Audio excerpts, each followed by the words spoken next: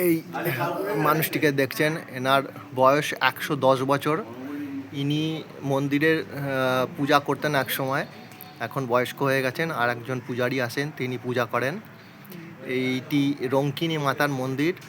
এই মন্দিরে শোনা যায় আগে নরবলি হতো, এখন হয়ে গেছে, সেটা উঠে গেছে।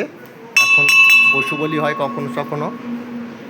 আর এনার এটা গৃহ, এখানে থাকেন উনি। মানুষ আসেন এখানে ওনাকে দেখতে। পাহাড় গেছিলেন? হ্যাঁ, ঘুরেছি, বলুন। গেছিলেন, ওটাই আমার। আচ্ছা,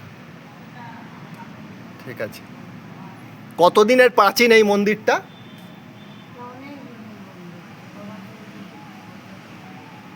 এইটা 1500 বছর আগেকারের মন্দির। 1500 বছর? এখানে নরবলি হতো। আচ্ছা, যার জন্য তার পূজা বন্ধ হয়ে গেছে। 300 বছর এমনি পড়েছিল জঙ্গলে। আচ্ছা, আজ মোটামুটি 70-75 বছর ওই এসে এগুলো সংস্কার করে পূজা টুজা হয়। এখন আর কোনো বলি টলির কোনো প্রশ্ন নেই। সাত্বিকভাবে মায়ের পূজা টুজা হয়, ব্রাহ্মণ টাহ্মণ সব আছে। এখন আরতি করে ব্রাহ্মণ চলে গেছে। সন্ধ্যার পরে কেউ থাকে না, আমি একাই থাকি এখানে। রাত্রেবেলা কেউ থাকে না, আমি একাই থাকি। ওই করে এরা সব করতে। ঠিক আছে, বহু প্রাচীন, এখানে নরবলি হতো।